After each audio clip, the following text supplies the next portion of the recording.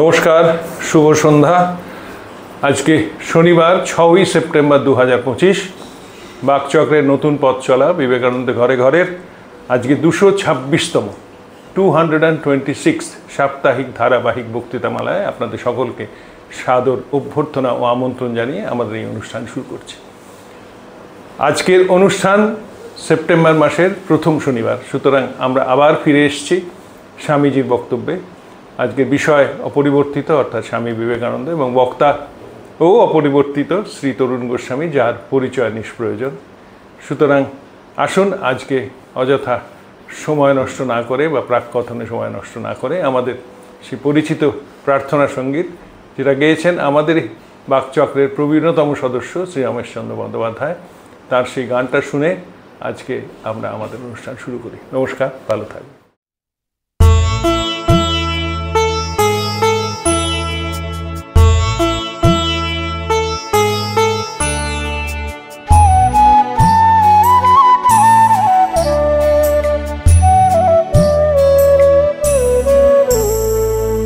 তোমারে করিয়াছি জীবনের ধ্রুবতারা, এ সমুদ্রে আরো কবু হব না গো পথহারা।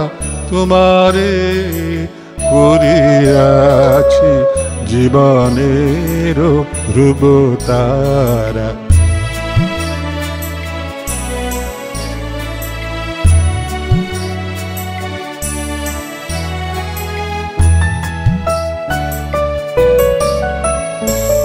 যেথায় আমি যাই না গো তুমি প্রকাশিত থাকো, যেথায় আমি যাই না গো তুমি প্রকাশিত থাকো।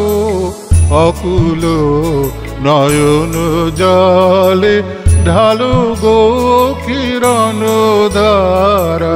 তোমারে করিয়াছি জীবনের ধ্রুবতারা।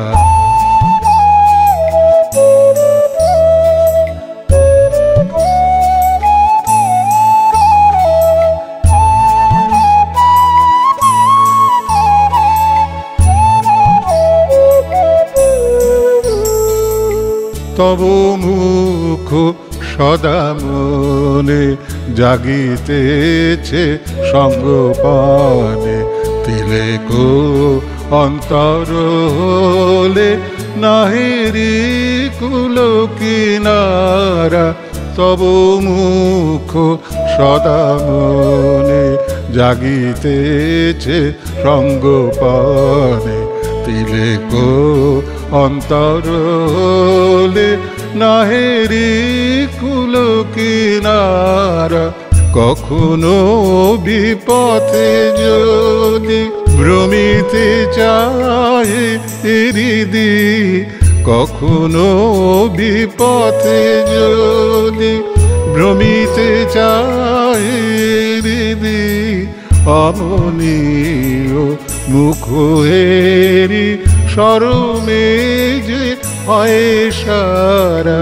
তোমারে করিয়াছি জীবনের ধ্রুবতারা, এ সমুদ্রে আরো কবু হব না গো পথহারা। তোমারে করিয়াছি জীবনের ধ্রুবতারা।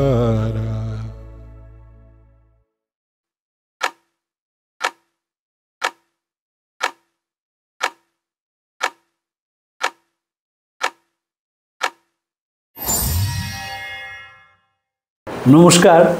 আজকে যে চিঠিটা আমরা আলোচনা করব সেটা আমেরিকা থেকে লেখা, 1899 সালে 20শে নভেম্বর। আমি কেন দিনক্ষণ আজকাল বলি, অনেকেই প্রশ্ন করেছেন যে আমি সেই এডিশনটা বা দিনটা কেন বলি না। 20শে নভেম্বর আমার ধারণা যে এই দিনটা কালী পুজো ছিল, আমার ধারণা। স্বামী তো কালী পুজো লেখেননি, কারণ এই চিঠিতে কালীর কথা এবং মার কথা এসছে বারবার। তখনই বুঝি যে এটা হয়তো সেই কালী পুজোয় লেখা। 1899 সাল স্বামীজি লিখছেন, শরতের পত্রে খবর পেলুম, আবার তারপর ড্যাশ রয়েছে একটা, হারজিতের সঙ্গে আমার সম্পর্ক নেই, তোমরা এইবার এক্সপিরিয়েন্স করে নাও, আমার আর কোনো রোগ নেই, আমি আবার ঘুরতে চললুম জায়গায় জায়গায়, কুছ পরোয়া নেই মা ভই, সব উড়ে যাবে তোমাদের সামনে, খালি ডিসোবিয়েন্ট হয়েও না, সব সিদ্ধি হবে, জয় মা রণঙ্গিনী, জয় মা রণঙ্গিনী লিখেছেন। এই যে স্বামীজি ব্রহ্মানন্দজিকে লিখছেন, এই যে অসুখের খবর এসছে, সাহেবরা, স্বামীজি বলেছে, আমারও বেশি কোনোদিনই সাহেবদের সুসভ্য জাত বলে মনে হয় না, অতি অসভ্য বলে মনে হয়।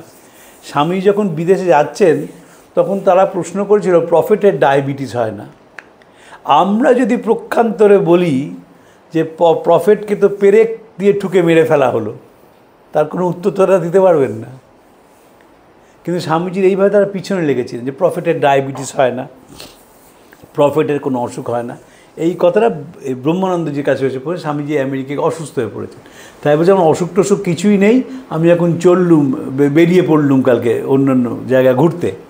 এবং সেখানে বলছে ডিসওবিডিয়েন্ট যেন কখনো না হয়।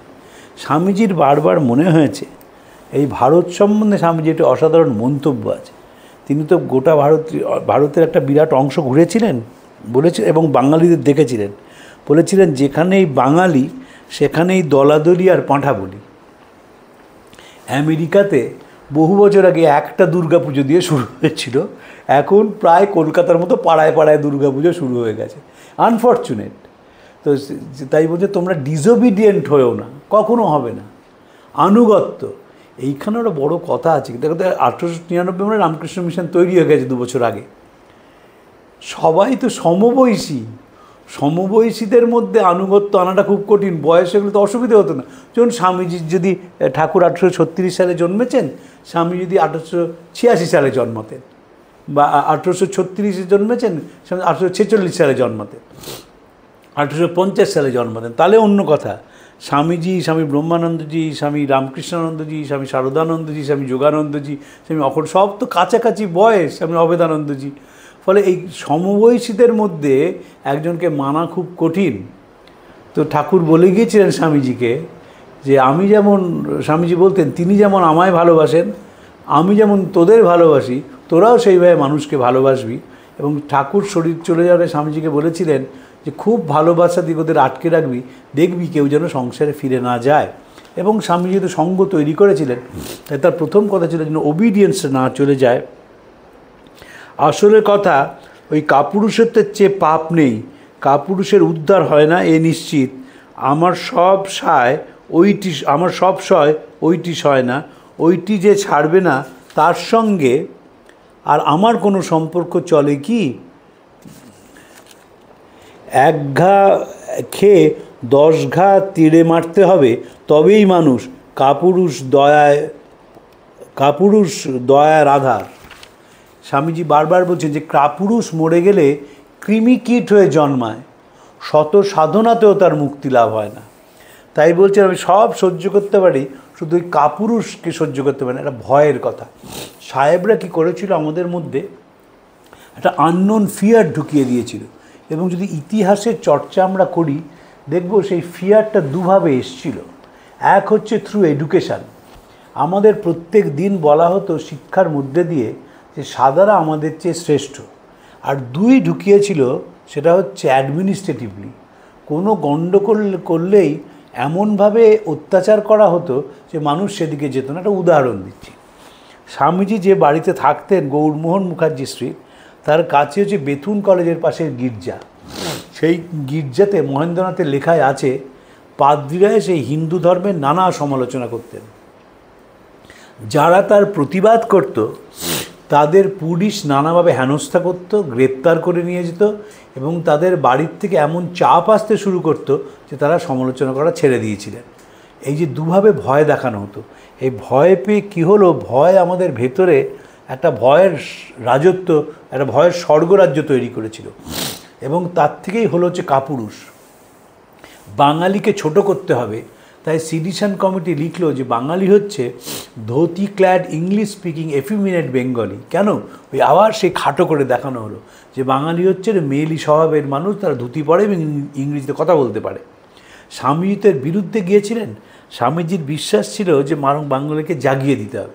তাই জন্য বলেছিলেন বেলুড় মঠে দুর্গাপুজো হবে, এত পাঁঠা বলি দেবেন যে গঙ্গা লাল হয়ে যাবে, ওই লাল গঙ্গা থেকে বাঙালির ভেতরটা জেগে উঠবে। সারদামণি বললেন, তোমরা সন্ন্যাসী, তোমরা তো বলি দিতে পারো না, তাই বেলুড় মঠে কোনো দিন কোনো বলি হলো না, এবং স্বামীজি তার থেকে সরে এলেন। জাগাতে হবে বাঙালিকে, জাগাতে হলে প্রথম তার ভয়টা কাটাতে হবে, তার কাপুরুষতা কাটাতে হবে। তাই বলছেন, কাপুরুষ মরে গেলে কৃমিকীট হয়ে জন্মায়, শত সাধনাতেও তার মুক্তি হয় না, কাপুরুষ একই রকম থেকে যায়। এবং সবচেয়ে ভয় হচ্ছে অজানা ভয়, unknown fear is the worst thing, সব সময় ভয়। কামিনী রায় কবিতা লিখেছিলেন, পাছে লোকে কিছু বলে।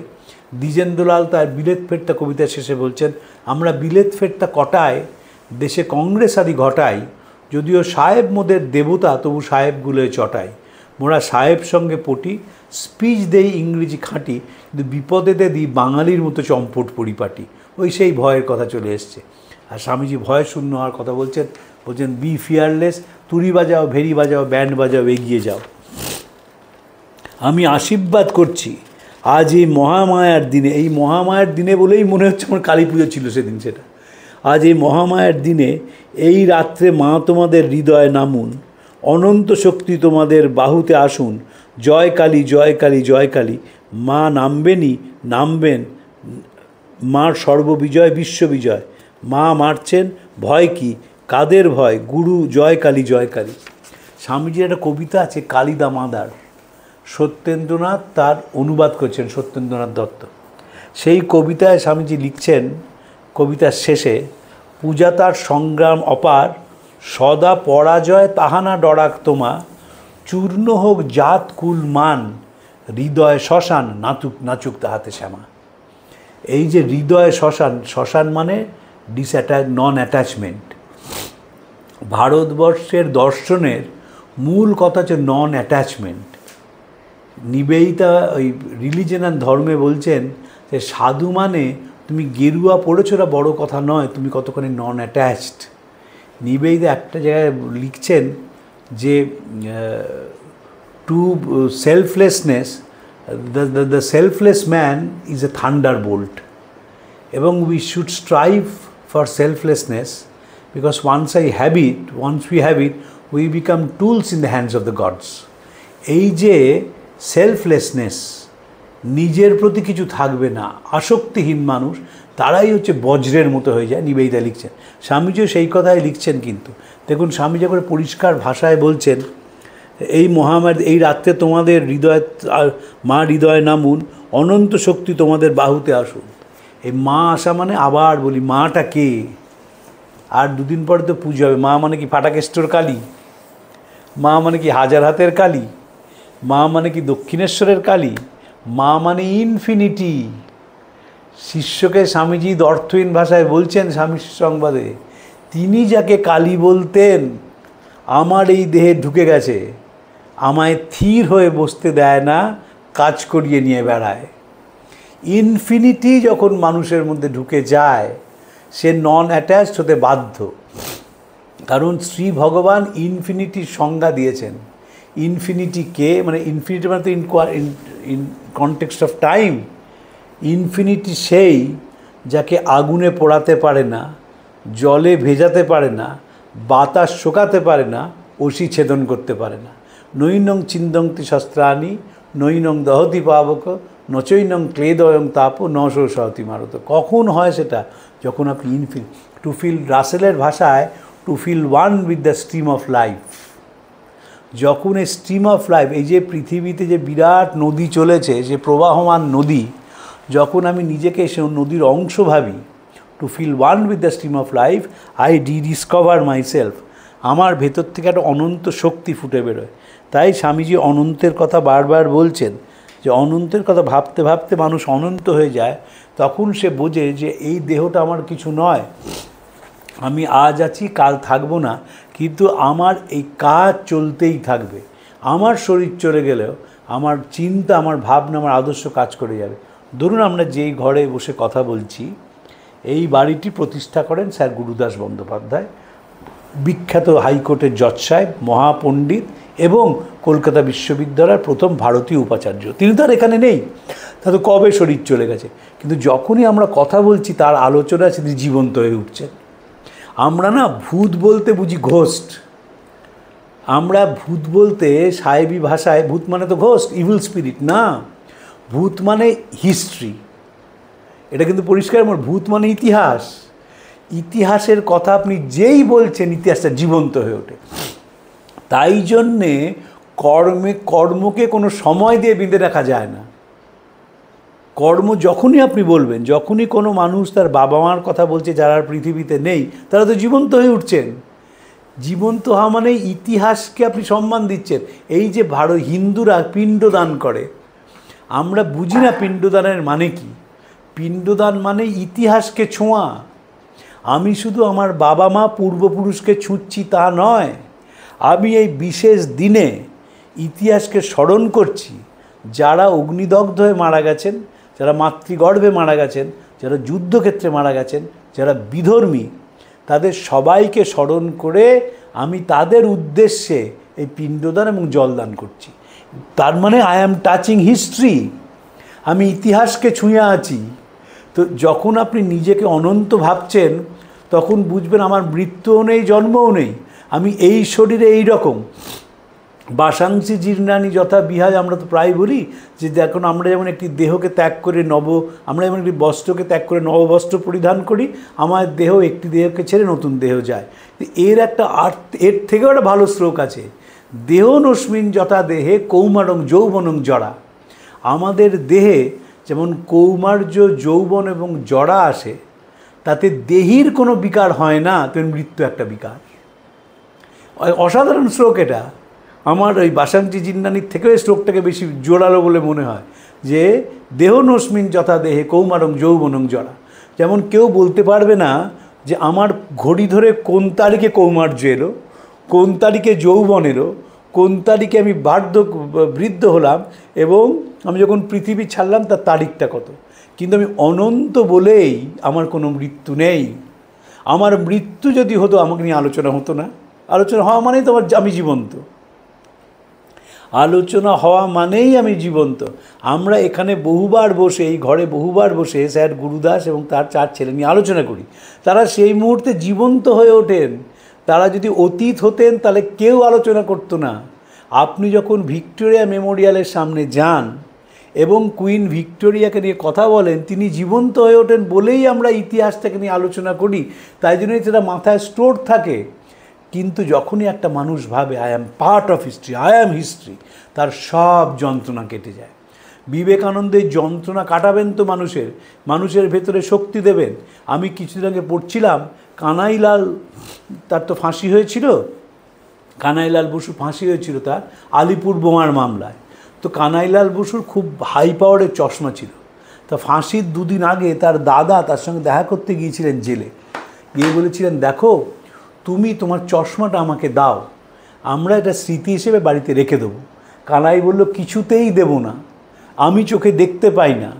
যখন ফাঁসির মঞ্চে উঠছি তখন যদি হোঁচট খাই তো সাহেব জেলার ভাববে আমি ভয় পেয়ে হোঁচটটা খেলাম, আমি সেটা তাদের জানাতে দিতে চাই না, তাই জন্য চশমাটা তোমায় দেবো না। ভাবুন, এই মানুষের সব ভয় কেটে গেছে। তখন সাহেবরা চমকে গেল কিসে? সাহেবরা বিলেতে দেখেছিল যখন কোনো মানুষের ফাঁসির দিন ঘোষণা হয়, ক্যাপিটাল পানিশমেন্ট, তখন তো ইলেকট্রিক চেয়ার ছিল না, তখনও to be hanged by neck till death. তাদের দেহের পরিবর্তন হয়। কি পরিবর্তন হয়? তারা কৃশ থেকে কৃশতর হয়ে যায় এবং প্রত্যেক দিন মৃত্যুর জন্য অপেক্ষা করে। সেখানে শীতও একটা বড় কারণ ছিল। বিদেশে তো, ইংল্যান্ডে তো ওয়েদারটা ঠান্ডার ওয়েদার, ওই শীতের মধ্যে কৃশ হয়ে যেত, তারা ভয় কাঁপছে, এই তো মৃত্যু চলে এলো, এবং তাকে নিয়ে যাওয়া হচ্ছে, ফাঁসি কাটে, তখন সে শেষ হয়ে যাচ্ছে। সাহেবরা দেখলো এখানে ঠিক উল্টো, ফাঁসির আগে দেহের ওজন বাড়ছে, ফাঁসির আগে চিৎকার করে কিসব বই পড়ছে, উচ্চ স্বরে গল্প করছে। সাহেবরা চমকে গিয়ে রাজেন লাহিড়িকে জিজ্ঞেস করলেন, কি ব্যাপার বলো তো, কী পড়ো সকালে? বললেন, বিবেকানন্দের চিঠি পড়ি, উচ্চ স্বরে পড়ে শোনাই আশেপাশের সেলের সবাইকে। আমি জানি আমি থাকবো না, কিন্তু এই বিবেকানন্দই তোমাদের একদিন দেশ থেকে বিদায় করবে। এই যে মৃত্যু ভয় জয় করা, এটা ভারতবর্ষের একটা art. How to overcome the fear of death. Nachiketa যমকে জিজ্ঞেস করলেন, তুমি আমাকে মৃত্যু ভয় শিক্ষা দাও। সেই যে যম বলেছিলেন সেটাই উপনিষদ। উপনিষদ অভিমন্ত্রের কথা বলে, বি ফিয়ারলেস, মা ভই, ভয় বলে কিছু নেই, তুমি তোমার ভয়কে জয়। আমরা তো মৃত্যুকে সবচেয়ে বেশি ভয় পাই। যে মানুষ মৃত্যু ভয়কে জয় করতে পেরেছে তাকে তো কোনো শক্তি আটকে রাখতে পারবে না। তাই স্বামীজি বারবার সেখানে বলছে যে মা তোমাদের ভেতরে প্রবেশ করুন, প্রবেশ করলে কী হবে, মৃত্যু ভয়টা কেটে যাবে। Fear of defeat and fear of death, Freud বলছেন এই দুটোই তো আমাদের ভয়। ফিয়ার অফ ডিফিট, যে আগে আমি শক্তিমান ছিলাম, এখন আমার শক্তি কমে গেছে, আমি নিজের কাছে হেরে যাই। তাই জন্য দেখবেন সাহেবরা একটা কথা বলে, ইউ শুড এজ গ্রেসফুলি। আপনি যদি ভাবেন যে আপনি 16 বছরের মতো ফুটবল খেলবেন আর পারবেন না, তাহলে ফুটবলটা স্মৃতিতে খেলতে হবে। এখন আর ফিজিক্যাল ওয়ার্ল্ডে ফুটবলের সম্ভব নয়। You should age gracefully.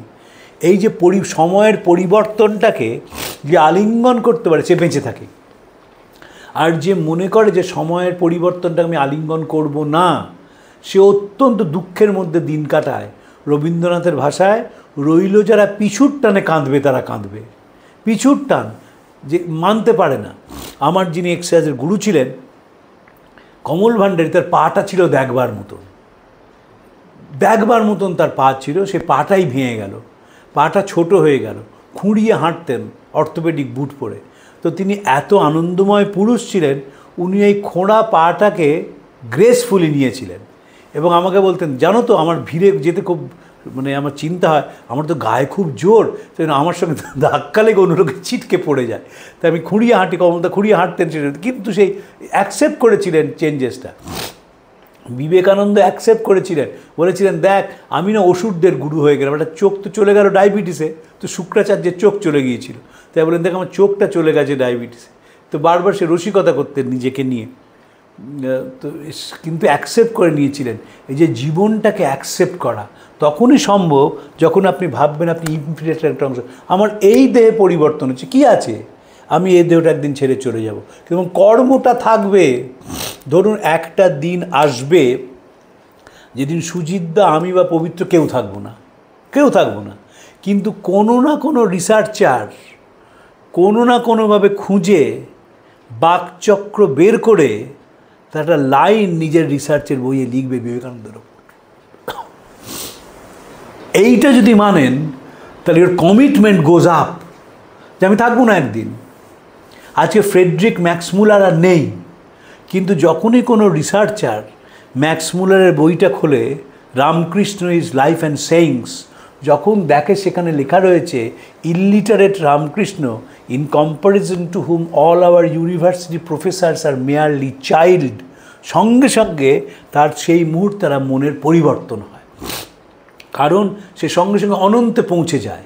আপনি যখনই ঠাকুরমা স্বামীজি ধ্যান করবেন কোথায় পৌঁছান, আপনি অনন্তে পৌঁছান। তাই ঠাকুর হচ্ছে, মা কালী হচ্ছে অনন্তের রূপ। এইটি শ্রীরামকৃষ্ণ স্বামীজির মাথায় ঢুকিয়ে দিয়েছিলেন। আপনি ঈশ্বর দেখেছেন?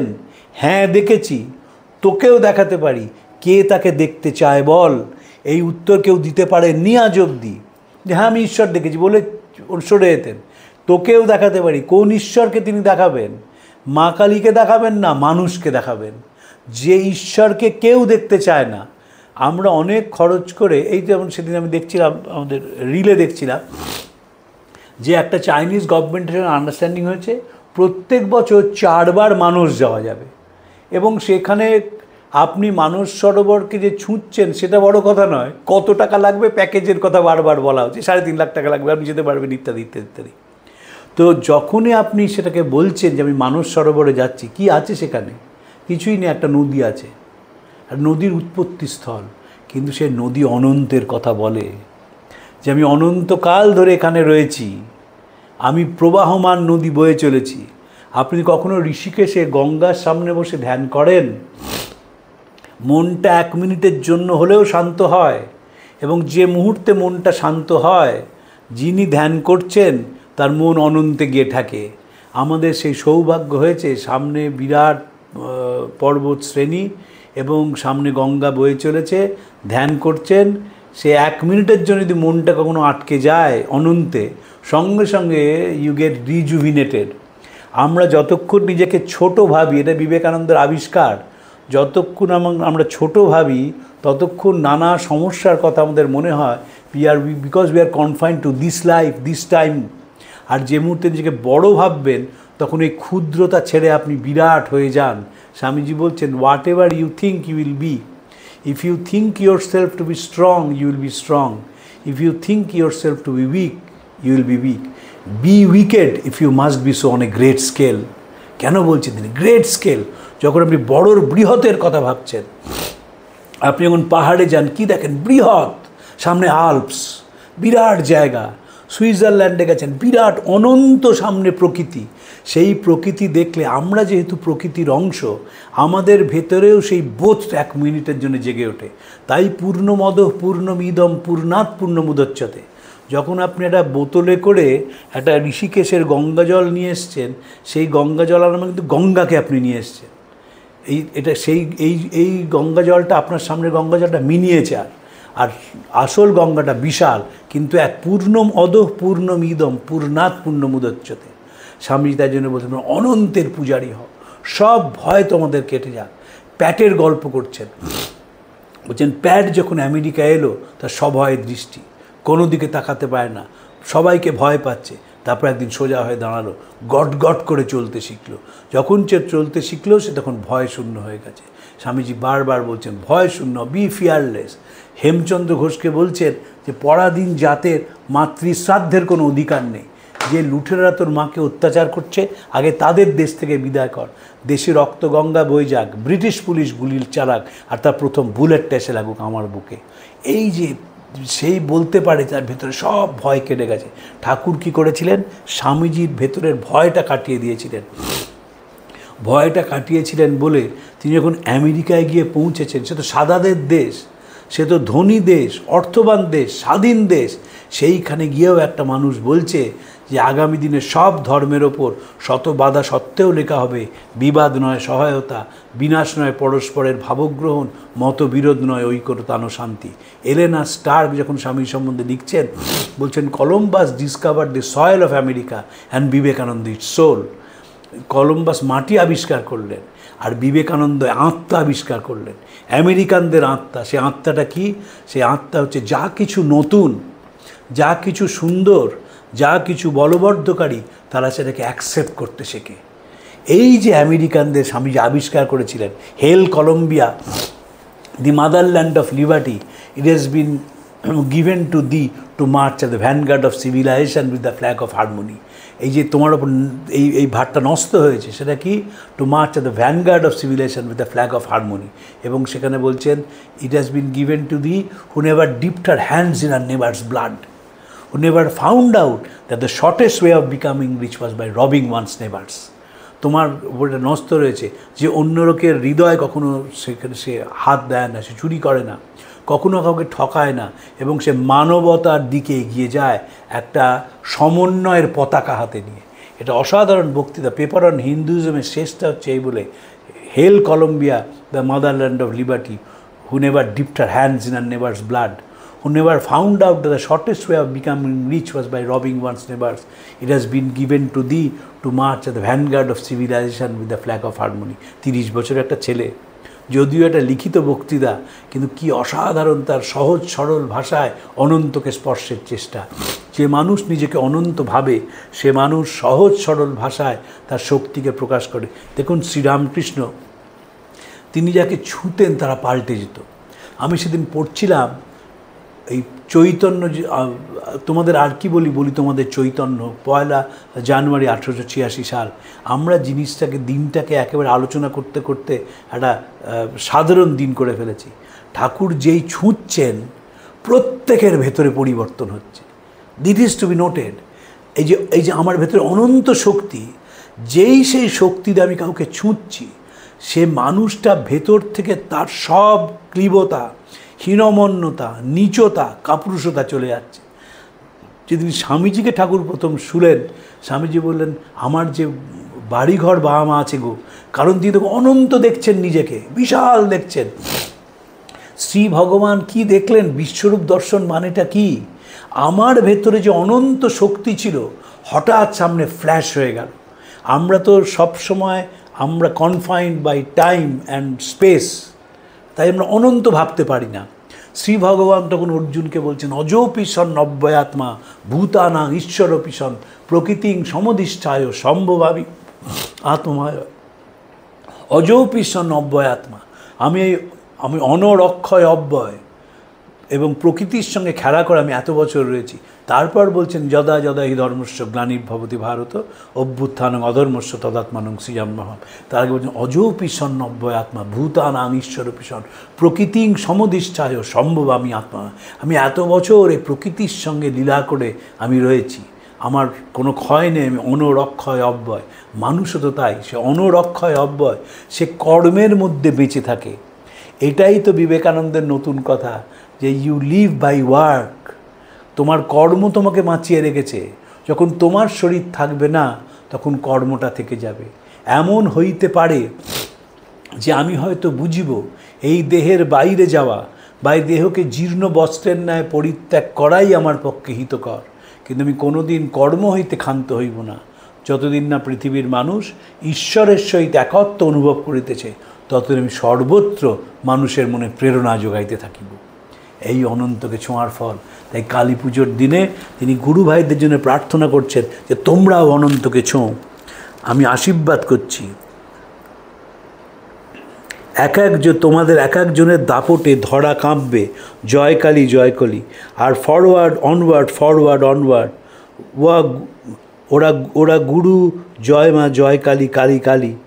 রোগ শোক আপদ দুর্বলতা সব গেছে তোমাদের, মহাবিজয় মহালক্ষ্মী মহাশ্রী তোমাদের। এই যে সব ভয় তোমাদের কেটে গেছে, তোমরা এখন অনন্তের সন্তান। স্বামীজি ইন্সপায়ার করছেন, কালী পুজোর দিন লিখছেন যে তোমরা তোমাদের ভেতর থেকে তোমরা নতুনভাবে নিজেদের চেনো, আবিষ্কার করো এবং মহাশক্তিতে প্রতিষ্ঠিত হও। কালী তোমাদের আশীর্বাদ করুন। এবং বলছেন তোমাদের সব আপদ, তোমাদের সব দুর্বলতা, তোমাদের সব ভয় সব কেটে গেছে। স্বামীজি বারবার এই কথাটা লিখছেন, onward onward onward. I will tell you, চিঠি সম্বন্ধে লিখছেন, arise awake onward, I will tell you this, that whoever reads this letter will imbibe my spirit, have faith onward. এবার আপনি বলতে পারেন লোকটি তো ডায়াবেটিস ছিল, লোকটি তো ব্রঙ্কাইটিস ছিল, লোকটির তো কিডনি নষ্ট হয়ে গিয়েছিল, চোখ নষ্ট হয়ে গিয়েছিল, কিন্তু তিনি কর্ম থেকে ক্ষান্ত হননি। শেষ চিঠিতেও নিবেদিতাকে লিখছেন, এত কাজ করতে হয়, বুঝতে পারি না কেমন আছি, আর বুঝতেই যখন পারি না তখন ধরে নিতে হবে আমি ভালো আছি। তখন দুটো কিডনি নষ্ট হয়ে গেছে, একটা চোখ নষ্ট হয়ে গেছে, দুবার হার্ট অ্যাটাক হয়ে গেছে, পা ফুলছে, মৃত্যু দ্বারে করাঘাত করছে, তবুও তিনি কর্ম থেকে ক্ষান্ত হচ্ছেন না। বলছেন এত কাজ করতে হয়, বুঝতে পারি না কেমন আছি, আর বুঝতেই যখন পারি না তখন ধরে নিতে আমি ভালো আছি। এইটা যে করতে পারে তার ভেতর থেকে আর কোনো ভয় নেই। ওই fear of death say overcome করেছে। আর যে মৃত্যু ভয়কে জয় করতে পারে সে অসাধারণ মানুষ। একটি গল্প বলে আমি শেষ করব। স্বামী নিখিলানন্দজি আমেরিকা থেকে আসছেন ভারতবর্ষে। হঠাৎ জাহাজের ক্যাপ্টেন এসে বলছেন যে একজন খুব বড় কাউন্ট এখানে যাচ্ছেন, আপনি তার সঙ্গে দেখা করবেন চলুন। তো সে কাউন্টের কাছে গেছেন নিখিলানন্দজি। বলছে আমি ভারতবর্ষে যাচ্ছি বিবেকানন্দের সঙ্গে দেখা করতে। বললেন বিবেকানন্দ আর নেই, 1902 সালে চলে গেছেন। তিনি যে সন্ন্যাস প্রতিষ্ঠান করেছেন, আমি সেই প্রতিষ্ঠানের একজন সন্ন্যাসী, আমি আমেরিকা থেকে দেশে যাচ্ছি। তখন সেই বৃদ্ধ কাউন্ট চুপ করে গেছেন স্বামীজির কথা শুনেই। তখন বলেছেন যে আমি দেখেছি তাকে, জানো? তো নিখিলানন্দজি বলছেন আপনি দেখেছেন? বলে হ্যাঁ। যখন দ্বিতীয়বার আমেরিকা থেকে চলে যাবেন তখন আমার বাবা মা সঙ্গে তারা গ্রুপ ফটো তোলা হয়, তো আমিও সেখানে রয়েছি। তখন আমার বাবা মা বলেন যে তুমি স্বামীজি আপনি কি আশীর্বাদ করুন ছোটো ছেলেটিকে। স্বামীজি কাছে রাখলেন, মাথায় হাত দিয়ে আশীর্বাদ করলেন, I shall give you love for death. শুনে আর বাবা মা খুব রেগে গেলেন যে আপনি এই ছেলেটি এখন বড় হবে, বিবাহ করবে, সংসার করবে, আর আপনি বলছেন আমি মৃত্যুকে ভালোবাসার মন্ত্র দিচ্ছি, love for death, I shall give you love for death. এরপরে যখন দ্বিতীয় বিশ্ব মহাযুদ্ধ হয়, তো প্রথম বিশ্ব মহাযুদ্ধ হয়, তখন আমি সেই ফ্রান্সের সৈনিক হই এবং জেনারেল হয়ে যাই। একদিন আমি আসছি গাড়ি করে, দেখি কতগুলো ফ্রান্সের যারা সৈনিক তারা গায়ে গোলা লেগেছে এবং তারা রাস্তায় কাতরাচ্ছে। সেই মুহূর্তে আমার একটা মৃত্যু ভয় আমাকে পেয়ে বসলো, যে এদের গায়ে গোলা লেগে তো এরা মৃত্যু পথযাত্রী, আমারও তো গায়ে এখন গোলা লাগতে পারে। দেখি স্বামীজি সামনে দাঁড়িয়ে রয়েছে এবং দাঁড়িয়ে বলছেন, I shall give you love for death. সেই ভয় কেটে গেল আমার। আহত সৈনিকদের আমি হাসপাতালে চলে গেলাম এবং এখনও যখনও ভয় পাই তখনই দেখি বিবেকানন্দ মূর্তি আমার সামনে এসে আমাকে প্রেরণা দিচ্ছে, আমার ভয়টা কাটিয়ে দিচ্ছে। নিখিলানন্দজি অবাক হয়ে গিয়েছিলেন এবং তিনি লিপিবদ্ধ করেছিলেন সেদিনের ঘটনাটা, ওই I shall give you love for death. বিবেকানন্দের এটাই আমাদের আশীর্বাদ আমাদের কাছে, যে মৃত্যু ভয় তোমাদের কেটে যাক। যখনই মৃত্যু ভয় তোমাদের নুব্জ করবে, যখনই মনের কোনো ভয় তোমাদের পেয়ে বসবে, সেই মুহূর্তে আমি সেখানে পৌঁছবো। আমি ডক্টর চেলিসেভের কথাটা একবার স্মরণ করিয়ে দিই। Like a Rocky cliff protecting a coastal valley from the effects of ill winds and waves, Vivekananda fought selflessly and courageously against the enemies of his motherland. Like the Indians, the Soviet people who already know some of the works of Vivekananda highly revered this great Indian humanist, patriot and democrat, and impassioned fighter for the better future of his people and all mankind.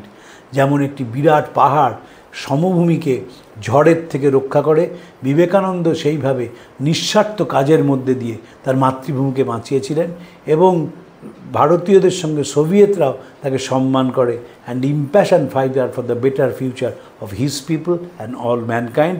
আজকে এই অবধি থাক, পরের দিন আবার আমরা স্বামীজির আরেকটি চিঠি নিয়ে আলোচনা করব। প্রাণারাম প্রাণারাম প্রাণা